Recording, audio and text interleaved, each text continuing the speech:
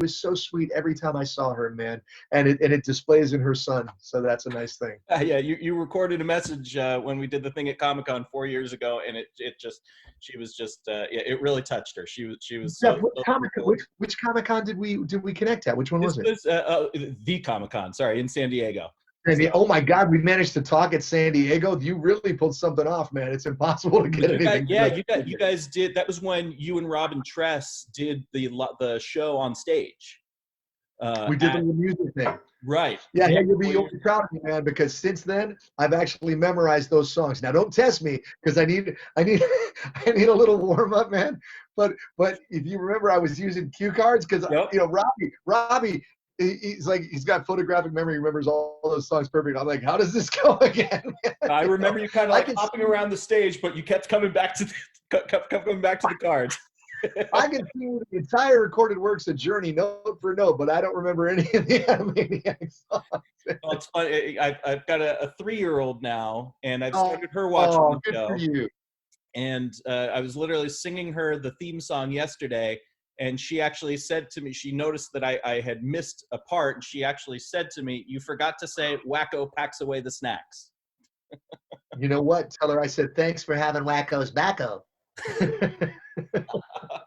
Oh, all right. Well, I could just sit here and kibitz forever, but we should probably actually ask a few questions, or your PR. Let's do it, man. Let's do it. I mean, it's been, what, 25 years? Does it feel strange to think like there's new episodes of this show? It feels like an unbelievable gift, man. And it's so funny because sometimes things just work out the way that they ought to work out. Because if I could have chosen a time to bring Animaniacs back as it was, and even more so, I would have picked the end of this year. Why? Now, I wouldn't have picked it in hindsight. I would have to live through this year to say that. But it's like, we've all endured as a culture and as a world, we've all endured so much stuff this year, man. And there's been a lot of darkness and all that kind of stuff. And look, I'm not kidding myself. The cartoon isn't going to save the world, but I'm hoping that this cartoon might at least make the world smile for a minute. And hopefully it'll make parents who used to like the show smile as they sit next to their children who might be seeing it for the first time, because that's even the cooler gift, I mean, I get that reboots are in now, but I mean, a reboot from back then, why do you think this show in particular has the legs to be able to come back like this? You know what? First of all, Jeff, it's a good question because we've all been blessed to work on so much stuff since Animaniacs, and every project you go into, you got high hopes for it, and you're hoping, oh, maybe this will really catch a nerve, or whatever. Other times you think nobody's going to like this, and it becomes a phenomenon. With Animaniacs, it sort of became, and I'm talking about it, not me, a beloved part of American popular culture. People remember it very, very fondly as a very happy thing, but I think the secret weapon that Animaniacs has, as opposed to so many other shows that I've been fortunate to work on, is it's a satire more than it is a cartoon. You know what I mean? It's like you've got the broad visuals and the crazy energy and the fast-paced music, again, done by an orchestra, by the way, I might add, and I think it's the only show that is. But you also have, man, we got episodes in this new run about, and I kid you not, gun control and global warming. And this is a children's cartoon, at least it's supposed to be, right? But the beautiful thing is, you see this script and you're like, they're not writing a cartoon about gun control for 8-year-olds.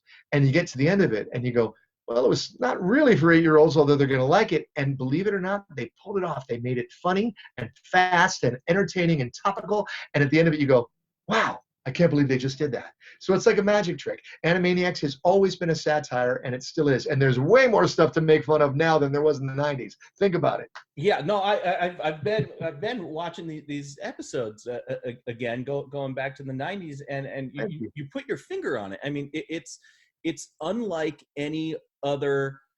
It's unlike any other show, and I know it's been influential to other shows, but it is still unlike any other show. And I don't know how they pulled it off that way, but somehow they did.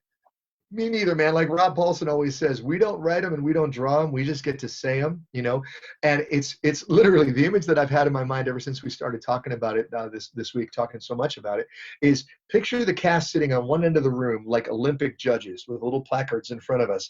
And the writers bring out the scripts and show them to us and walk it through it. And we go, 10. You know what I mean? Because there was a lot of trepidation, Jeff, for us. It's like we're fans of the original show, just like hopefully a lot of folks out there are. And walking back into it, we're like, I don't know if I want to do it if it's not going to be as good as it was, because people remember it so fondly.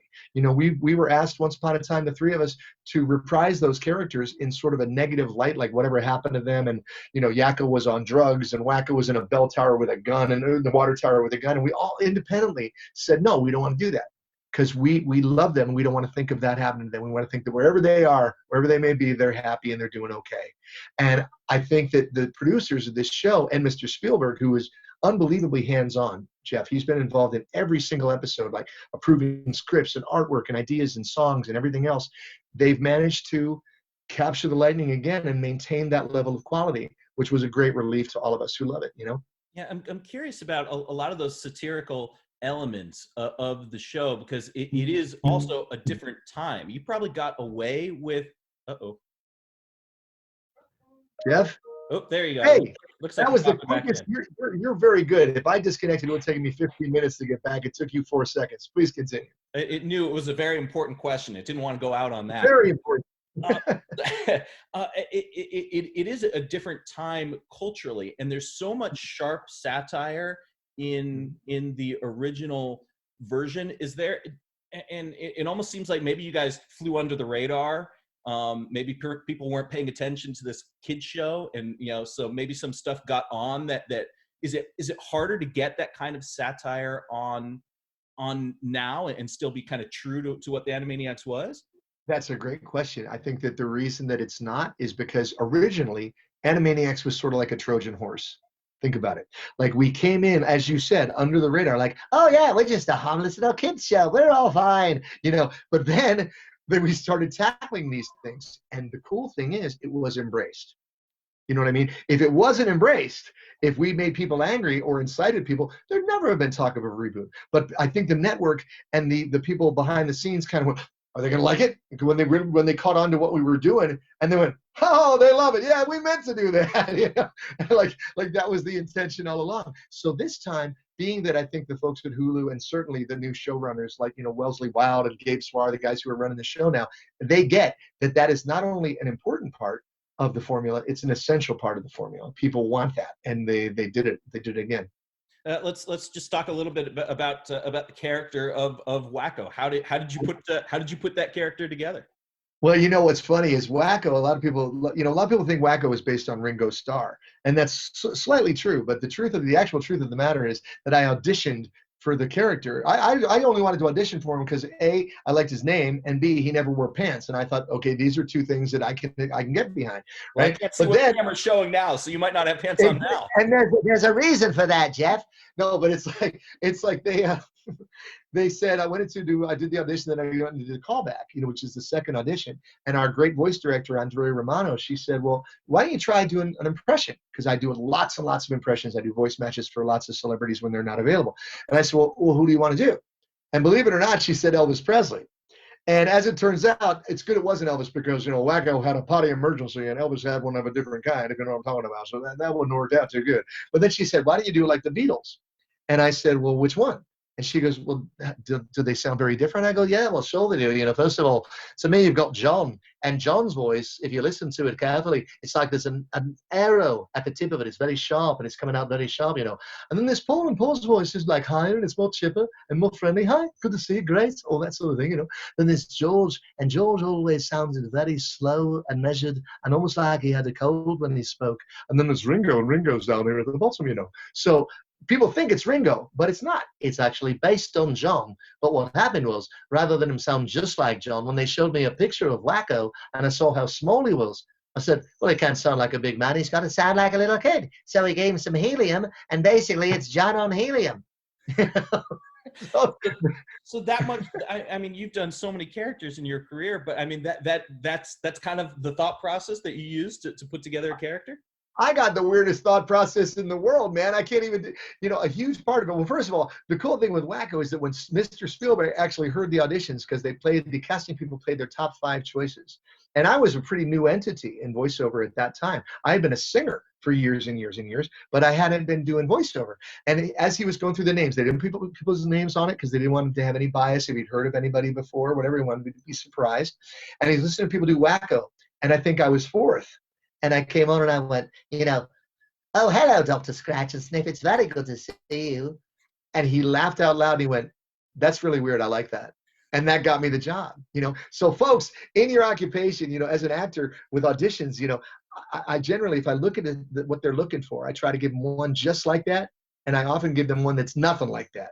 And hopefully it's good. And a lot of the time it's gotten me hired. But if nothing else, it shows that I'm trying to think outside the box and be creative. And you can bring some cool things that way that they might not have thought of otherwise. In the reboot of the show, are we going to see kind of the same cast of side characters as well? And obviously, we know you did Wacko. Were there other of the main characters that you did the voices for too?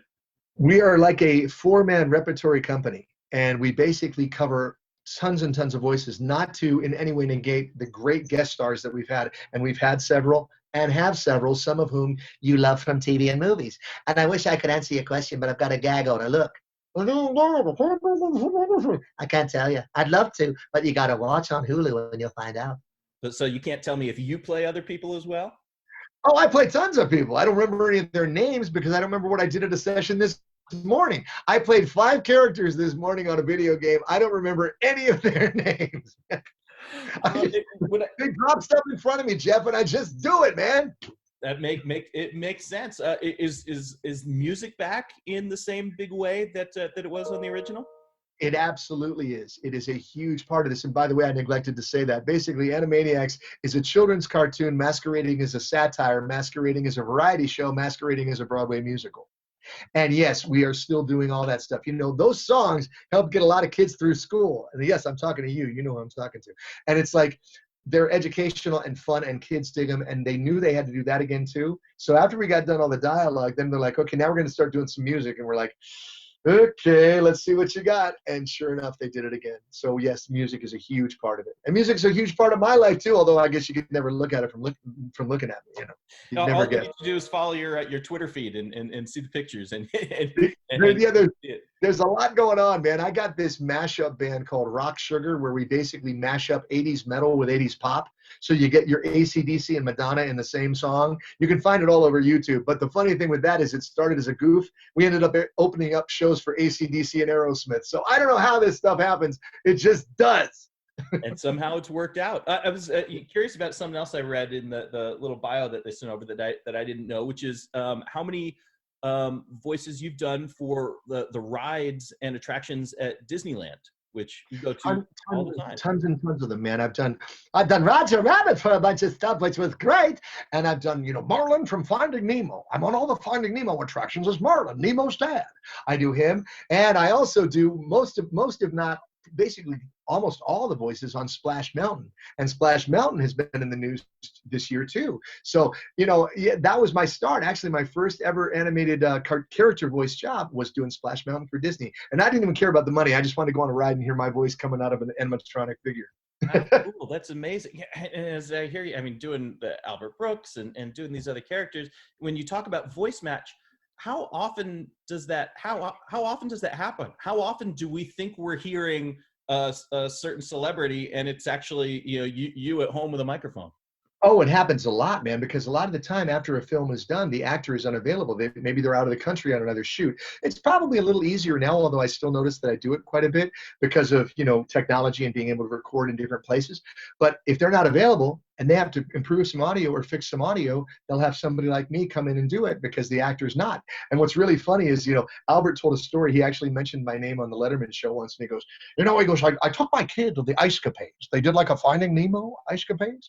And he goes, Dad, you sound great.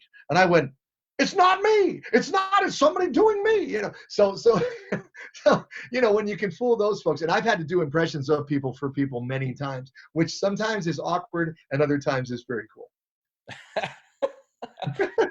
See, I could just sit here and listen to Albert Brooks all day, but that's my own. Me too. I love Albert, man. In terms of wrapping up, because I know you've got a hard out coming up in a couple of minutes. Anything else on Animaniacs that I didn't touch on, didn't catch on? Anything else that you want to tease us with? I think you've done a beautiful, beautiful job. And like I said, man, it's like at the end of the day, what we're I've been in this enviable position of being people's childhood, right? I hear it all the time, man. You were my childhood. You were my childhood. And childhood is such a magical time, right? And the really great thing is that I've again been blessed to do so much stuff that 5 years later, I'm somebody else's childhood. And 5 years after that, I'm somebody else's childhood. And like I said at the beginning of our talk together, I'm so happy about the idea of people who loved Animaniacs when they were kids, turning their kids onto the new Animaniacs while they see them for the first time. And it just doesn't get much better than that, you know? Well, like I said, it's personal for me because I mean, what? How cool is it as a kid when you come home from school to watch your favorite show, Animaniacs, and then the phone rings at your house, and I pick up the phone, and Wacko is on the line because you went in to visit my mom, and you I would call did. the house in character. I remember actually, I remember her being in her office and doing that in the phone that I was using. And here we are all these years later. So I'm proud of you, man. Look, you've done good. It's very cool to be able to do this and again my mom says hi and she loved she loved the whole group but you in particular she had that relationship with and she keeps hoping she's always looking at I mean not now with the pandemic but Rob's Yeah. the Animaniacs live show that she's been doing and she's been holding out on going to one until she finds out that you're going to be there to be Well, able you know what?